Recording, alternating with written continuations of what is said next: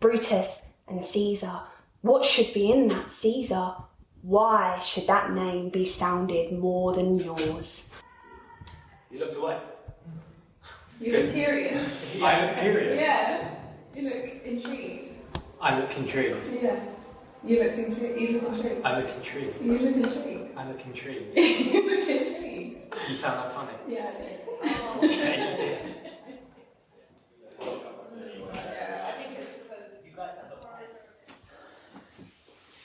So I look at you, or do you want me to look at the camera? The camera. I don't remember specifically. I don't remember it specifically, but I remember something like that happening. What's that?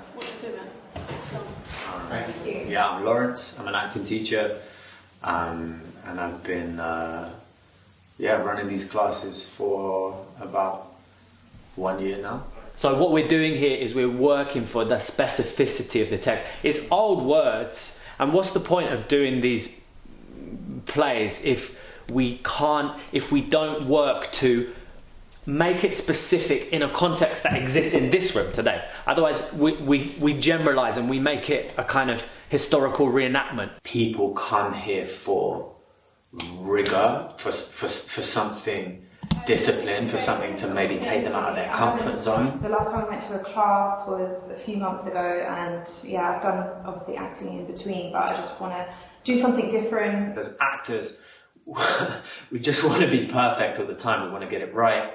There's so much competition. We're constantly comparing ourselves to each other. So, I think it's really important to facilitate a space where I can make mistakes and students can make mistakes, because that's how we learn, I think. How does that feel? Mean. Yeah. Is that the end of the speech? That is the end of it. It's quite short, but I still don't get the last line. The tense of it, I don't understand the logic of it and what you need from it. I started coming to Lawrence's classes about 4 weeks ago. What happens if you three split up? Yeah. I know that you three are mates, but what happens if you all split up? I've really learned that there's a difference between naturalism and truthfulness. Cross your hands.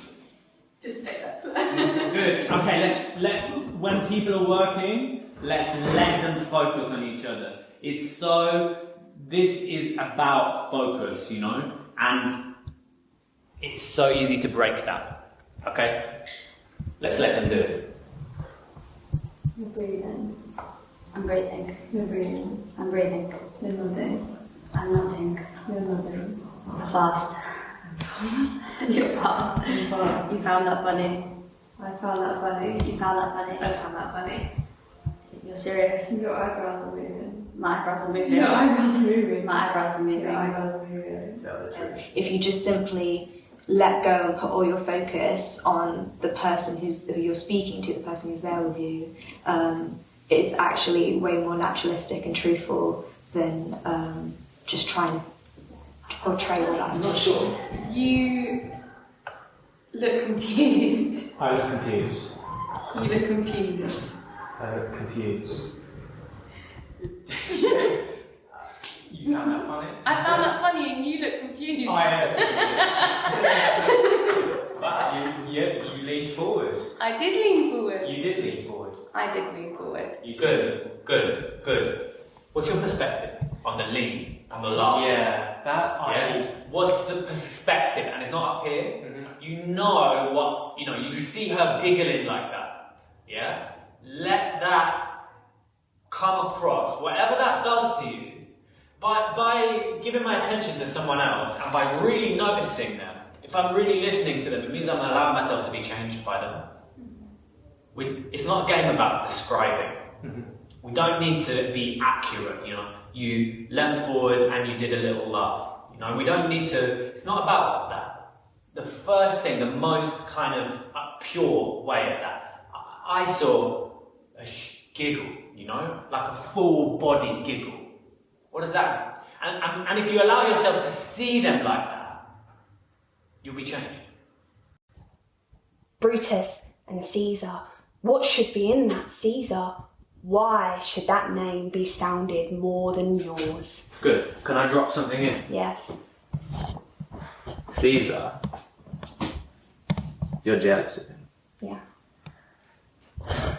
He's the supreme ruler. And you'd never admit it. You would never ever admit it, but you want to be him. Yeah. Yeah, you want that power. So that's why you're going to kill him. Why is he essential? Because Why don't you just kill us? without Brutus, no one else would be behind me. Yeah, Brutus is an honourable He's man. king. Yeah. People will follow Brutus. The leadership skills. If you kill him, terrorist. But if you kill him, then we can change the world. Then we're fucking cooking. I am teaching on this audition prep course with Lawrence. This is our second cohort of students. So you're going to convince him that he's a dangerous man. Yeah. You're going to convince him that Julius Caesar is a dangerous man. Your other argument is that you are a great man. Why shouldn't Brutus and Caesar? What's the difference between those names? It's very... Persuasive. Yeah, very manipulative, emotive, It's very personal. You make it personal to him. Why shouldn't you have all the power that Caesar has? Why should one man control all of the things that we do? Today we've been looking at specificity and really, really being clear about what do these people need and what are the stakes to get what you want. And so we've really, really been on the students about not holding back and completely being thoroughly fierce and standing in their own power and bloody getting what they want. Brutus and Caesar. Good. See if you can have a bit more weight to them, yeah? Brutus and Caesar. Look at them both, size them up. Brutus and Caesar. What should be in that Caesar? Why should that name be sounded more than yours? Write them together, yours is as fair a name. Sound them, it doth become the mouth as well. Weigh them, it is as heavy. Conjure with them, Brutus will start a spirit as soon as Caesar. Now in the names of all the gods at once, upon what meat doth this our Caesar feed upon, that he is grown so great? I've been acting for a long time, and I've been acting a lot in school, at university, I've performed in some theatres, but I feel like this course has really taken my practice to the next level. Fucking hell. Look at that. Why dost thou not pity her? What a good, honest man mightst thou have been if you had borne her to some sanctuary, or bold in good cause oppose thy advanced sword above thy head between her innocence and my revenge. Good. A few textual things. What an excellent, honest man thou mightst have been. It's an important word. Yeah. Almost there's like a bitterness to that, Yeah. Excellent. I think what made me want to join this course is Lawrence and the way he teaches and his rawness and his incredible authority in holding a room, but the way he still allows other people to share and learn. Why did you do what I asked you to do, you fucking idiot? It's totally blaming somebody else, isn't it? Yeah. It's totally blaming somebody else for what you have done. Yeah. And you can go further with using the words to do that.